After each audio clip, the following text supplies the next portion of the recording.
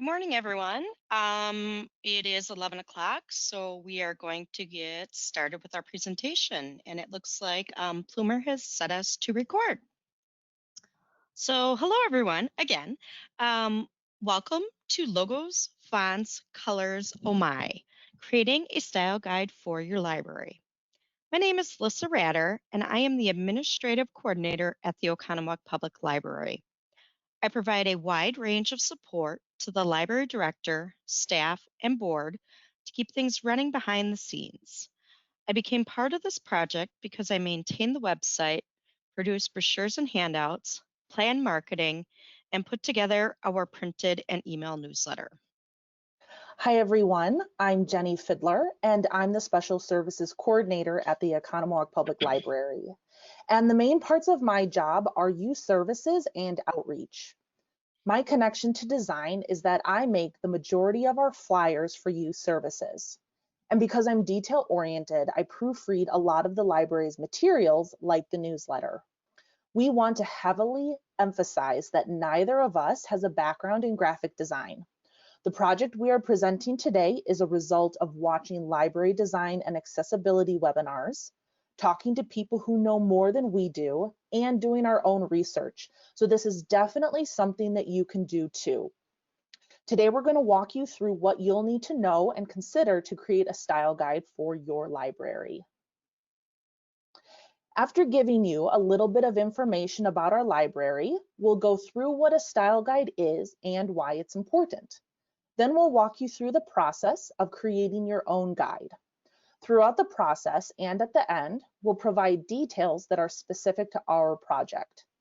We don't have time to go in depth on a lot of the things that you need to know, such as best practices in design, but we will provide a list of resources for you to begin your own research.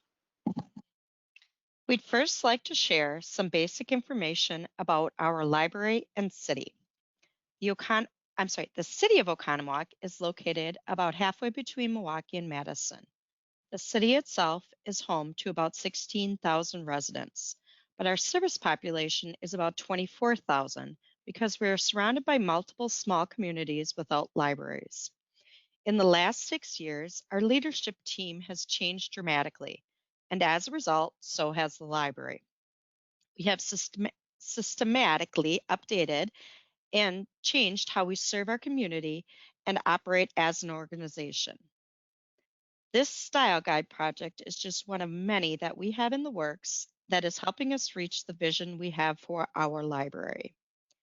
We have 13.83 FTE, which in detail includes 7 full-time staff and 20 part-time. Jennie and I are both full-time, and of the 7 full-time staff, 4 or 5 of us produce the majority of signs, handouts, and marketing materials, but all 7 of us have created something at some point. We all have different design styles and familiarity with programs like Canva and Microsoft Publisher. So that means we all produce unique materials. Whether you have 1 person or 7 people making signs and other materials, it is important to consider creating a style guide. So you might be wondering, what is a style guide? It is an organization's set of standards that instruct employees how to design materials and communicate on behalf of the organization. This may include design components, such as when the logo needs to or can be used, and if so, where it goes.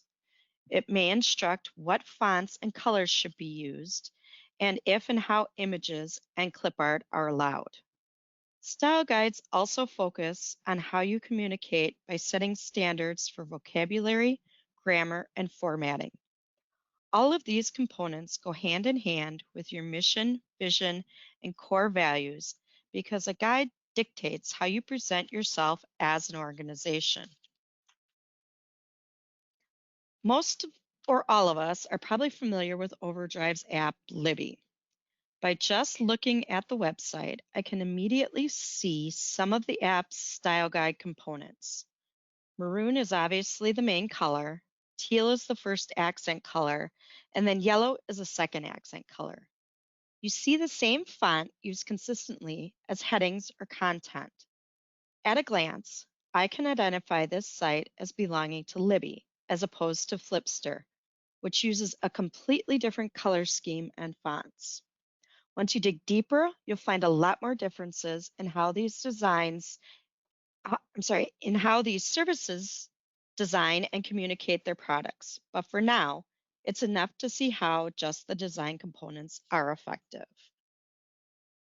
A style guide is a valuable tool because your brand is the face of your library. The guidelines give a consistent voice and look and feel for your library. You don't want your newsletter to look like 7 people wrote it. You want it to be one uniform voice.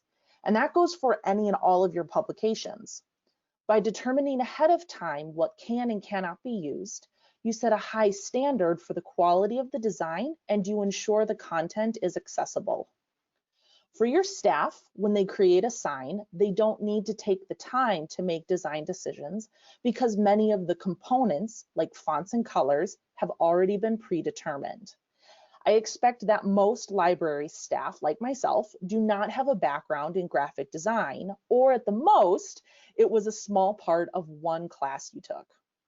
If your staff don't have the training or understand the importance of making intentional graphic design decisions, one employee's personal taste of adding something like a piece of clip art or an unreadable font, that can deter from your message. Libraries likely do not have the resources of large companies to hire professionals who can take care of design and communication. But we need to set a standard in how we put out information, especially during a pandemic when our patrons are constantly looking for up-to-date, reliable information that keeps changing. Take a quick look at our volunteer and library card applications. I made the volunteer application on the far left back in 2016, but I have no idea when the library card application next to it was created. Other than the library's name on both, they don't have anything in common, and you wouldn't assume that they came from the same organization. Now look at the new versions of the applications on the right. Although they are used for different purposes, you can see the similarities in design and layout. You can tell they have been created with one set of design standards. The idea for creating a style guide came about as I was proofreading a newsletter. At one of my former libraries, we had a graphics department. And although I didn't create the newsletter or signs, I had to submit program content in a certain way so that the graphic designers didn't need to spend time formatting dates and times. Here at Oconomowoc, I noticed that we were all giving Lissa program information in very different ways for the newsletter. She'd have to take the time to correct it, and then she'd miss something, so we'd have to go back and fix it, and then all of this would happen again the next month. I also noticed that we had signs around the building in lots of different fonts and styles, among other things. I wanted our library to create some consistency, and thankfully, Lissa and our director were on board with the project. The first thing we did was admit that we didn't know much, and so we found someone who did. We met with Jill Fuller, the coordinator of marketing and communications for our library system. I'll give a big shout out to her right now because I know she's attending. She gave us our starting off point by giving advice about what we should consider and also gave us some free online resources she has personally used. On top of what we previously knew from attending library webinars and conference sessions, we went through some books and blogs about design. We started looking at other libraries' websites and newsletters, noting what we liked and what we didn't. We found some library style guides that gave us inspiration. The difficult part was moving on from the research and deciding what was going to work for us. We decided we might as well give ourselves a whole facelift, so we got a new logo too. This step is not necessarily a requirement for a style guide, but it might be one your library should consider. Before we even knew what kind of logo we wanted, we looked at a lot of library logos and noticed some trends. Some logos just included the library's name, some had initials. Other libraries had their name next to or below icons and had the flexibility to change their orientation depending on the space where they were being used. Some logos were colorful and others were not. Once we had an idea of what we wanted and didn't want, we submitted our request to 99 Designs, a company that posts your logo proposal for artists to submit their designs. You then get to choose the winner, and that artist receives payment. We planned on the two of us and our director picking the best designs and then having staff vote. Our experience did not quite go as planned. The majority of the designs we received were very amateur, and some of them completely disregarded everything we had included in our submission. We really only had two final contenders, and we communicated back and forth with the designers to get the details right, eventually leading us to the logo you now see in the bottom left corner. The process took more time and work than we had anticipated, but we are so happy with our final design. Other than the logo, one of the first decisions we made in this project was what our colors would be. The process went very much hand in hand with the design of our logo because we didn't know how many colors it might include. When looking at colors, you want to choose between 2 and 5 official colors, and you need to determine which is the main color and which are accent colors. We knew we wanted some shade of blue to be our main color, and we used coolers to help us build the rest of our palette and color hacks to find the various shades of our brand colors. You want your colors to work well together, and coolers allows you to lock a color down and see palettes that work with it. I spent a lot of time building different combinations and finding out what looked good both online and in print. What you see here were not our original colors. We chose a very similar palette of blue, green, and yellow, but we couldn't figure out why we didn't love them. I had an unrelated flyer on my desk that incorporated colors similar to what you see on your screen. It wasn't until we saw the flyer that we realized all we needed to do was brighten up the tones. Everything we had created all of a sudden looked more eye-catching. We didn't know that random flyer was going to give us the answer we were looking for, so give yourself time to get the right palette. So if I thought choosing colors was hard, and it very much was, I had no idea what was in store for us in choosing fonts. There are many things you need to consider, and honestly, there are way too many choices. You need to choose no more than 2 or 3 official fonts and decide when and how each will be used. We actually only have 2 fonts, but we use them in a variety of ways.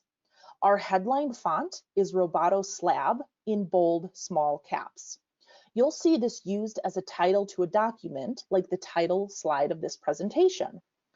Other than that, everything else is in our other font, Lotto. At the top of the slide you're currently looking at, the title is in Lotto in bold, all caps. The next heading, which says Fonts, is in Lotto, bold, in small caps. All the rest of the body content is in regular Lotto. So as you can see, we've created a hierarchy of headings using only 2 fonts. It's also good to contrast serif and sans serif fonts to help your readers determine that hierarchy. Consider readability and don't choose a script font or anything that's difficult to read. Check to make sure your fonts look good both regular and in bold. Also, not all fonts are available everywhere. Some fonts are only available online, and some are only used on products like Microsoft. Our 2 fonts are available online, and we were able to download them and add them to our computers. In any case, it's good to have similar alternate fonts that you can use in the event your official fonts are not available in any given product. I used FontJoy a lot to help us look at possible font combinations. Not all fonts are available on this website, but it was an easy way to explore possibilities. Your choice of fonts is essentially infinite, so try to narrow your search by determining what style of fonts you want to consider.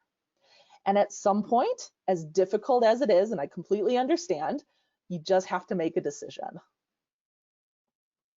So choosing colors and fonts takes a long time because there are so many options. Thankfully, elements like punctuation, grammar, and formatting won't take you as long to consider, but they are nevertheless incredibly important. What we have listed on this slide are only some examples of some of the elements you should consider. You might think it's unnecessary to make an official decision on using one or two spaces after a period, using contractions, or using a serial comma.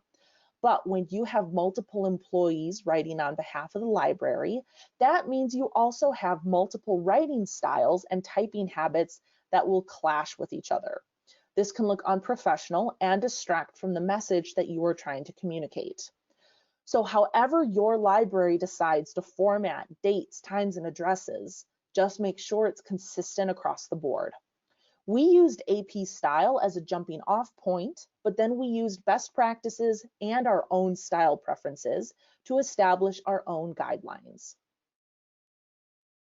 Similar to why it's important to have consistent grammar and formatting, it is also necessary to standardize terms, both by name and spelling. Most of the time, it'll really be up to your preference, like whether or not nonfiction needs a hyphen. But you may also want to consider jargon that may not easily be understood by the public. For example, we decided to call our circulation desk the checkout desk because the public is more likely to understand that it's the place to check out items rather than circulate them. You also want to make sure you are considering accessibility as you make decisions. Use text and background colors that provide good contrast, which you can test using a tool we've linked on our resource page. Also use fonts that are easy to read. Left justification for any block of text, more than 2 to 3 lines, and more. We don't have the time to get into all the details you need to consider, but we have provided some online resources for you to learn more. In order to make decisions for your style guide, you need to see how everything is going to look together. The color schemes you're considering are going to look a lot different, all lined up compared to being used together in a publication. Mock up a newsletter with possible fonts and see how they look together on a larger scale. Test out different date and time formats to get a feel for what is readable. We created a lot of different templates for signs and flyers, and we learned a lot about what looked terrible to help us figure out what looked good. I started using our fonts and colors on our newsletter before going through a whole redesign, and each month we have made little changes. You will not get all of this perfect in one go, so make sure you test things out before you make your decisions official.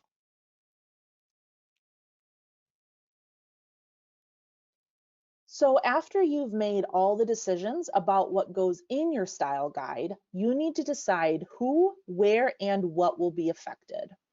Which staff will need to know the guidelines, or do you have one person who will create and edit everything? Where will your files live?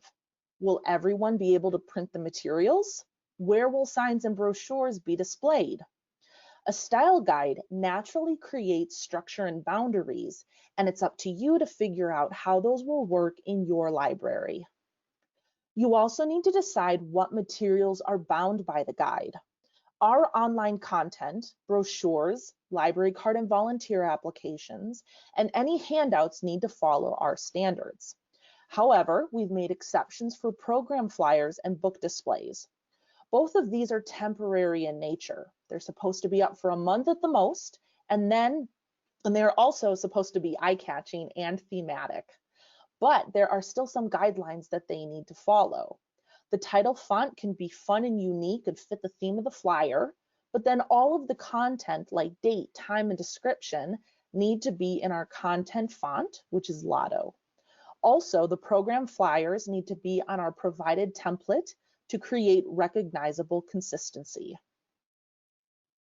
If you look at the two flyers from 2016 on the left, you'll see a lot is going on.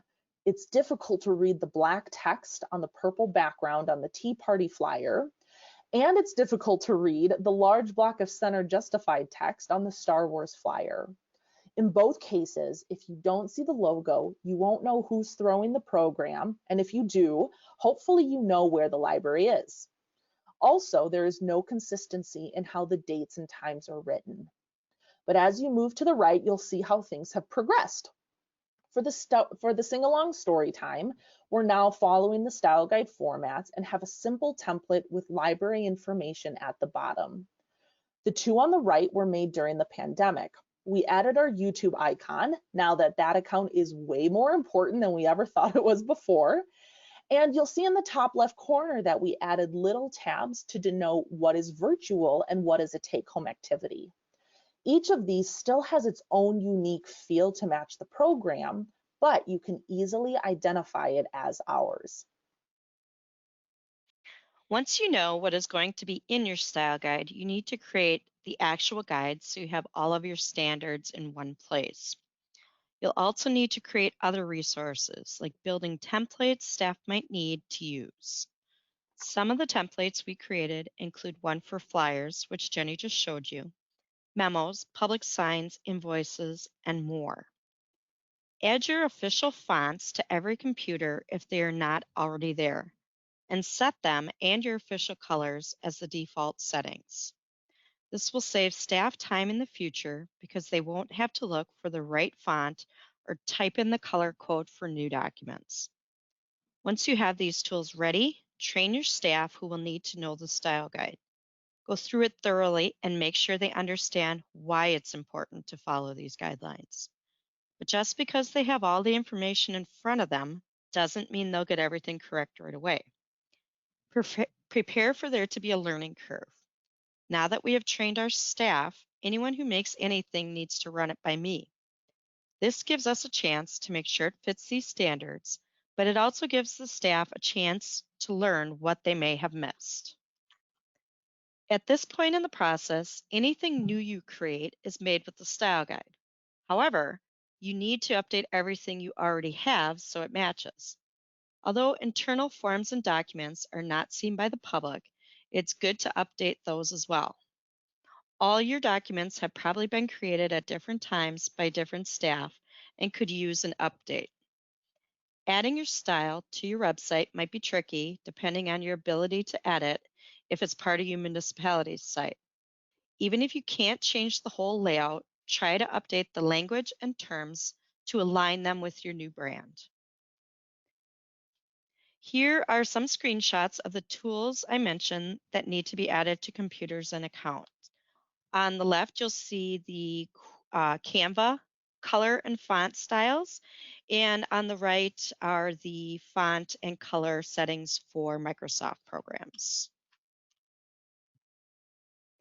Here are just a few examples of the templates we've created. The flyer template in Canva on the left ensures we always have the library's information included and laid out in a consistent format. I'm the only one who uses the newsletter template in the middle, but by having the structure of the design already completed, it's more efficient for me to create the newsletter each month. And the in-house sign template on the right limits staff from adding personal design choices so that we have more consistency across the board and staff don't need to take time to format each piece of content.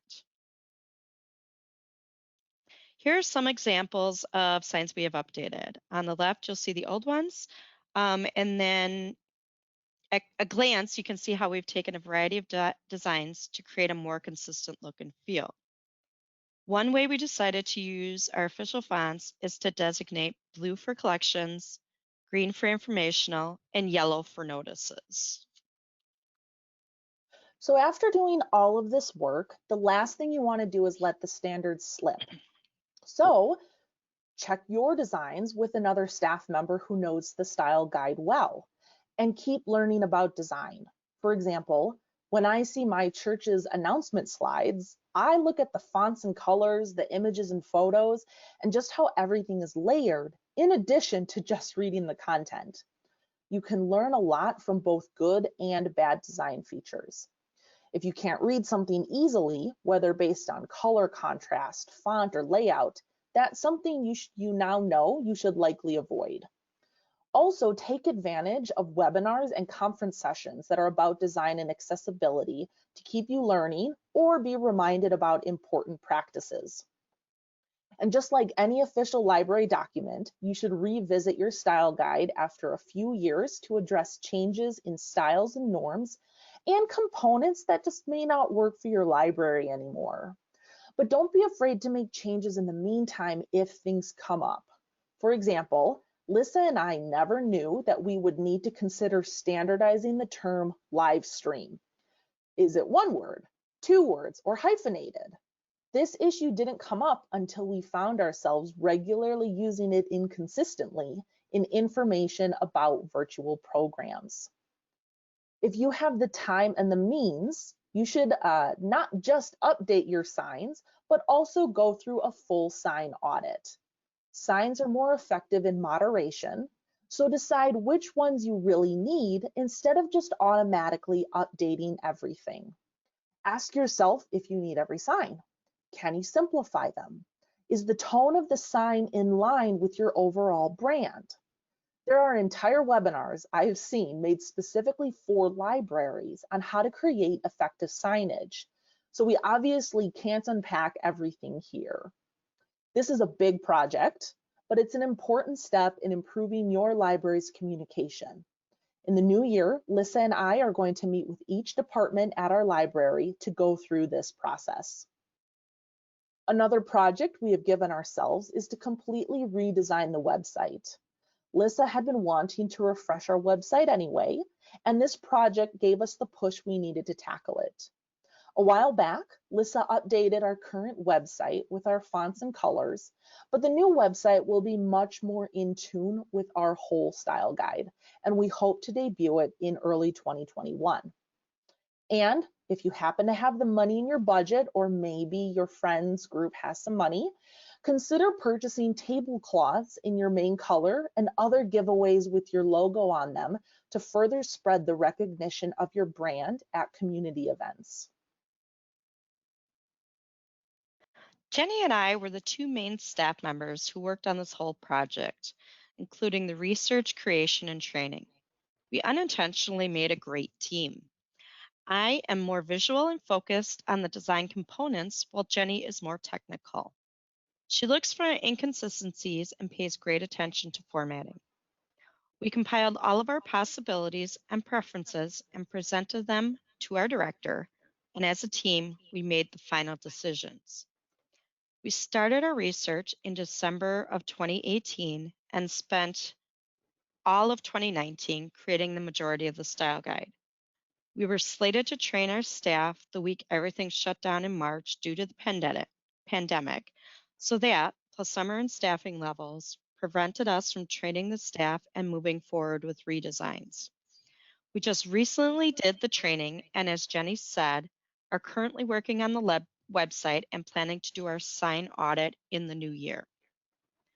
Although we have not done our sign audit, here you can see an example of a big change we made early on. Previously, new card holders received a packet of information about the library. It included a 3-panel brochure with a lot of inserts.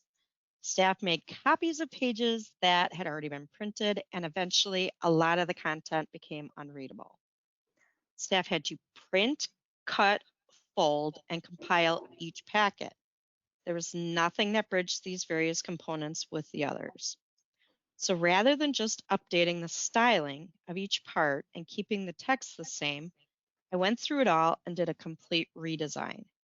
We now have a little booklet that has all of this information and more that new patrons need.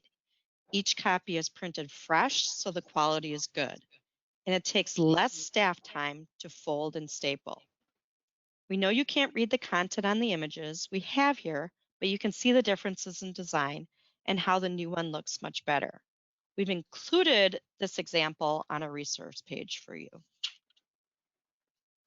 So overall, this project has taken us a lot longer than we first assumed, partially because COVID postponed our plans to train and implement the style guide, but even just creating the guide and making all of the decisions took the better part of a year. So give yourself time to go as in-depth as you need for your library. And depending on how in-depth you go, you will likely learn along the way that you need to add or consider smaller projects in relation to this one huge project. Lissa and I started our style guide with the idea of consistency and branding in mind. But we learned that it wasn't as straightforward as we had assumed, and it turned into a more holistic analysis of how the library presents itself.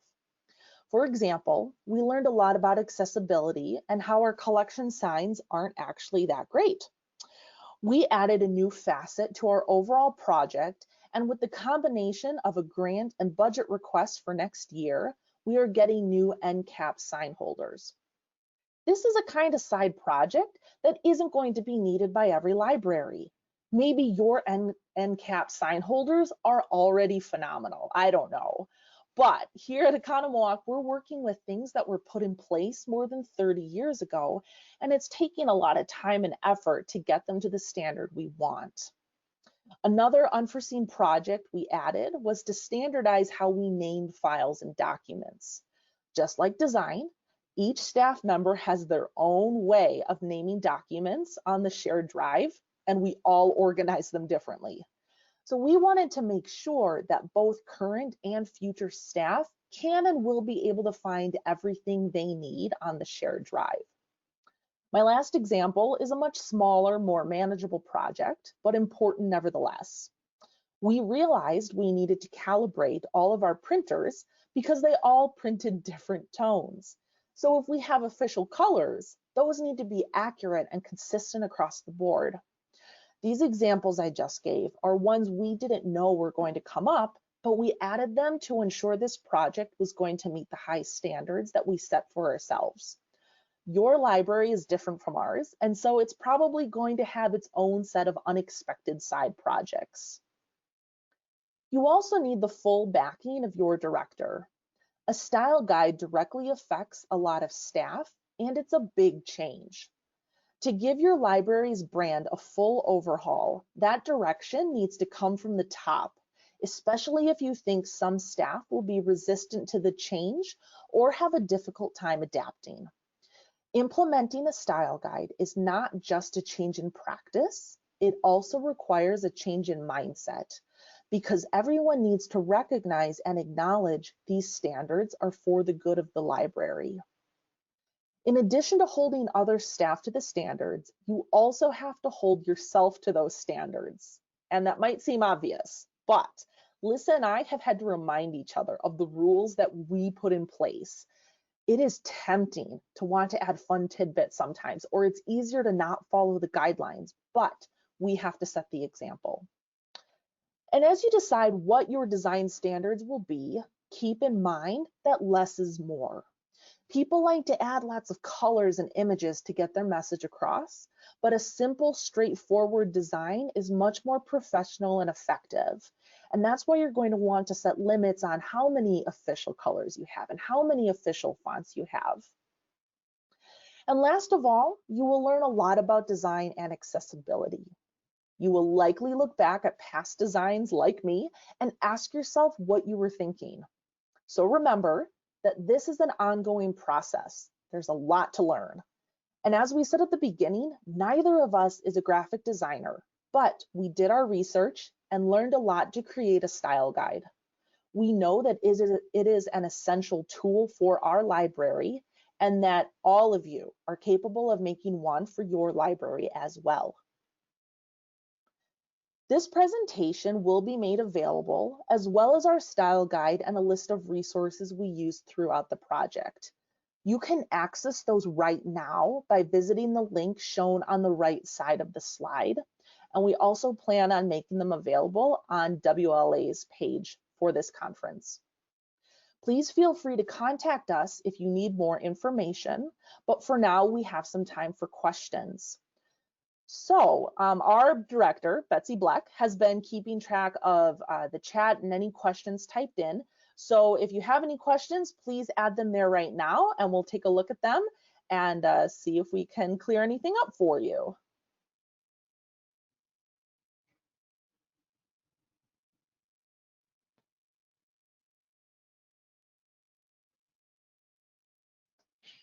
All right, so it looks like we haven't had any questions entered into the chat. And I know that we threw a lot of information at you. So if you have anything you'd like to know or get more detail on, please go ahead and add that in. Or if you'd like us to go over any of the resources we used, we could do that too. Mhm. All right, so I Hello. see. Yep. Oh, I'm sorry. Thanks, Jenny. Yep, Go I ahead, was just going to Betsy. say, yep, we have a question. The question is, do you have a standard font size that you try to use when you know information is likely going to be read on a mobile device? That is a great question. What are your thoughts on that? I can take that one because that has to do with the website. I'm assuming. I have done research on best practices for the sizing for font on mobile, and actually, I believe my theme for our new website is very mobile friendly, so it converts. I've decided on our new website to use a larger font. The standard is, I believe, 16 pixel. I've decided to use an 18 to make it more readable. And when I do go to the mobile setting, it does appear to be quite readable. So yeah, I would say, in Molly, I can send you some of the resources I have on online font sizes if you'd like. Great, thank you. Our next question is, how did you get other staff members on board or handle disagreements over font and size choices? I'll go ahead and I'll take that one. So I think that here our team, we were really blessed with just working well together. So Lissa handled a lot of the research like on colors, and I handled a lot of the research on fonts. And so we came together and collaborated a lot and tried a lot of different.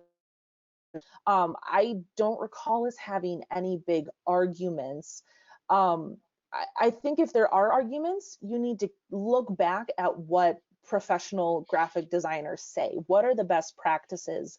The differences between your heading 1 and your heading 2, what's the difference? And that can change depending on the official fonts that you choose.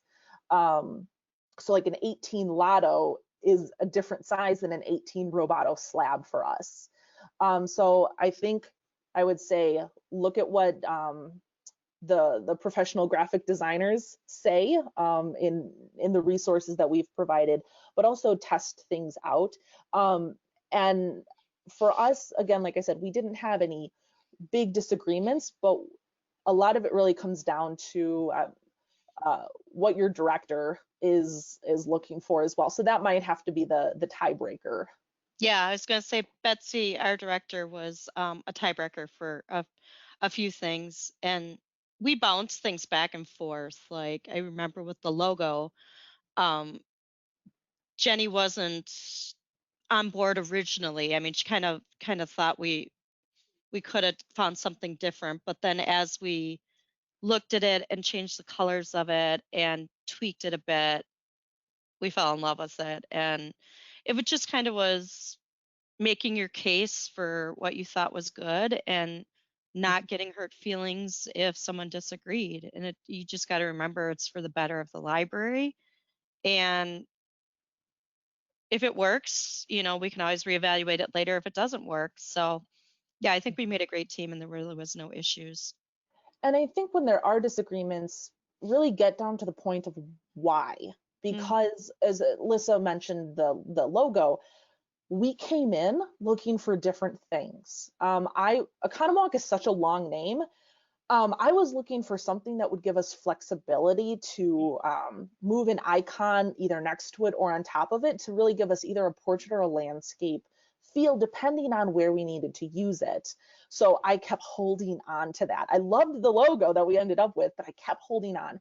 And so at some point I had to decide to put the design of the logo ahead of what I really wanted in a logo, because this is just a great logo. Great, I can take the you. next one here, Jennie. Oh, Betsy, go ahead. Okay, the next question is, can you give us an idea of the overall cost involved in establishing a new logo and reprinting business cards, letterhead, etc.? We went with 99 Designs, and they have a couple different packages. I believe the package we got was just for the logo, and it was $199, and then you get all the images emailed to you. So it wasn't like we hired a design firm for thousands of dollars. We had that flexibility. And if you go through the process and find you don't like a logo, you can, I believe, either resubmit a proposal and get new designs. And I think they even give you the option of refunding your money if you don't get anything you want. So that was a cost savings there. And as far as business cards though go, we don't. I mean, our full time staff, except for one, have business cards. We don't really give them out all that frequently, and we went through. Oh, I'm blanking on the name now. And Vistaprint, pardon, right? You went through Vistaprint, right? Vistaprint, yes. And you Uh, designed it yourself. It's not like we had someone else design the right. business card, so that was a lower So they cost. have thousands of templates you can choose from. So we retrofitted one of their templates with our colors and our new logo and made that work. And I believe it's like $25, $30 for a box of 250 business cards. Letterhead, we don't do a lot of correspondence on letterhead, so we just print it in house. So we pretty much just did, we used plain paper for the actual letterhead, number 10 envelopes, and we did purchase like 5x7 greeting cards, blank greeting cards from Amazon that we just print in house. And we use, we had mentioned in the presentation that we want consistency with printing. So our main staff printer provides that capability. So we print everything through there that is going to be distributed outside the building. All right, great, thank you. Oh, I have one more thing Sure. about the cost. Mhm. So you can, depending on how big you make your project, you can really control the cost. I Mhm. mean, we decided to get a new logo. We decided to get new tablecloths with our logo on them. Those are not absolutely necessary. So if we wanted to go as cheap as possible, we could have just printed our only cost would really be staff time and printing things in house. So that gives you a lot of flexibility in just how in depth you're going to go. And we also didn't have an official logo prior to this. I mean, there were a handful of things that, some pads of paper that we used as staff that had a griffin on it, or some letterhead I printed up, which is Oconomowoc Public Library in fancy font. So it wasn't like we had to take our logo off of everything in our building. The exterior of our building just has text. It just says Oconomowoc Public Library. There's no logo up there.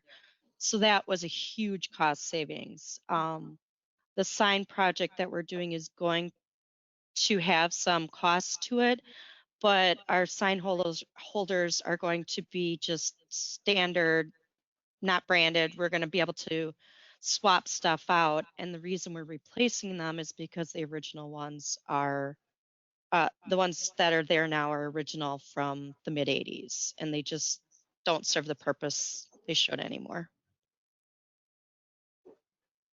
Great, thank you. Our next question is there concern that patrons become too used to the colors and miss new information when you're using the same colors and fonts and signage? I think one big thing to add to that when you're looking at your signage is your signage effective and Mm-hmm. how much signage do you have? Library staff, we love to put up a sign for anything that we think people need to know. And that's not the case. I'm not a graphic designer, but I've attended some library webinars on signage in libraries. And so if you really do that sign audit and look at what you have and how clear is it, how full of text is it, really try to create as few signs as you think you need. And in that case, in that moderation, signs become more effective. But obviously, we also know that that's not a guarantee that everyone will read every sign. But yeah, going through a sign audit is going to make each important sign that much more visible. And in the presentation, as Lissa talked about the different colors we use, so in our end caps, we're going to use that beautiful blue color that we have.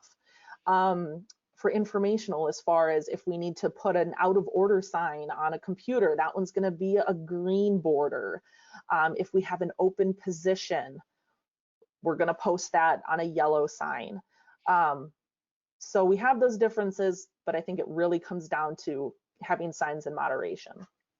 Yeah, that's my hope, is as we weed out the unneeded signs, the signs that are important are going to be front and center, and people, they won't be cluttered by extra stuff.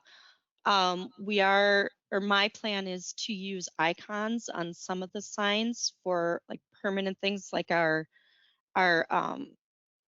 signs for our OPACs. We're going to have like a computer on there. Our copyright policy sign has the copyright symbol on it. So there are going to be ways that we will distinguish them to make them, pop a little more if they're very important. But yeah, it's my hopes that the less is more is going to make it more effective for people actually reading them.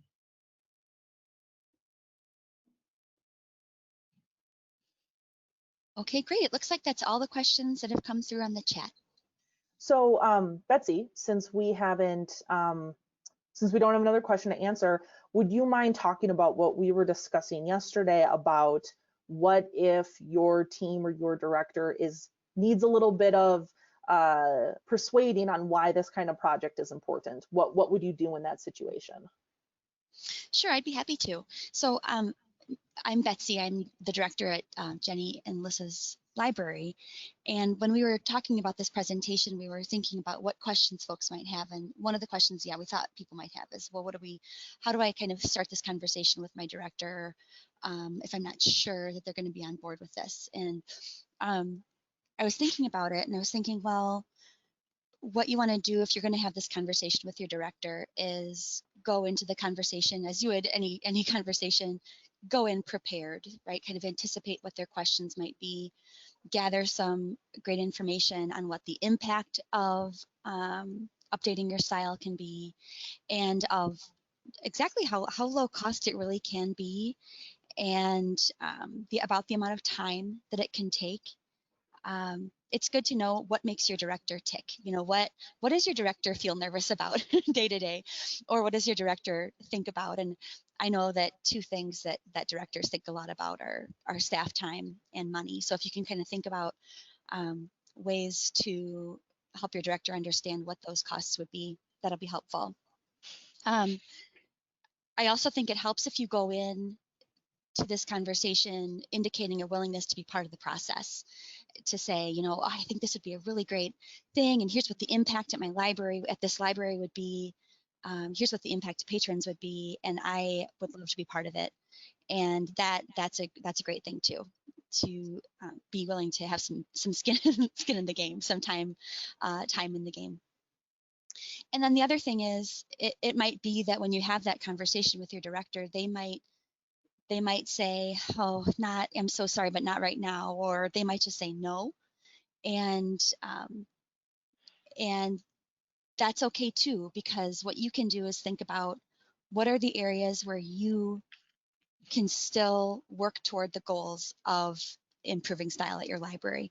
So for example, if your director were to say, I don't think now is the right time for the library to go through this process, you could think to yourself, okay, well, if it's not going to happen for the whole library right now, at least I can, when I make my signs, I can make sure that they're consistent with each other, or I can make sure that I make all the signs for the youth services events, so I'm going to make sure that they all kind of hang together.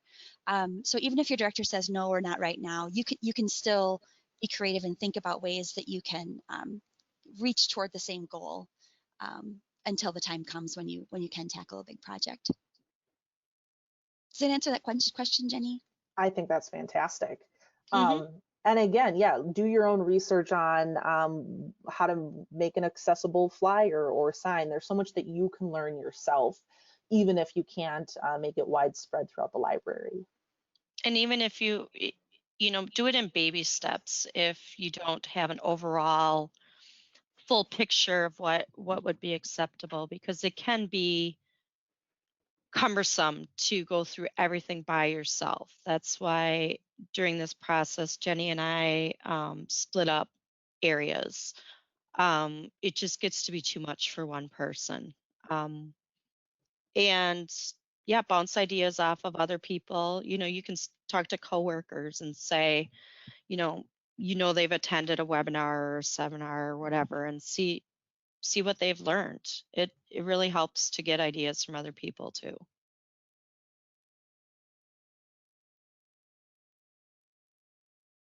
So I think that since we haven't had any more questions written into the chat, that just to wrap things up, remember, we're not graphic designers, but we just found a lot of information from professionals. So there's that link on the slide where you can access our resources right away, or check in on the WLA website once they've uploaded stuff from this conference today. If you have any questions later, please feel free to email Lissa and me, and we'd love to help your library get started on a project like this. So thank you everyone so much. Please go ahead, sign off and get your lunch ready so you can attend the YSS luncheon. Thank you, everyone. Have a good day. Thank you.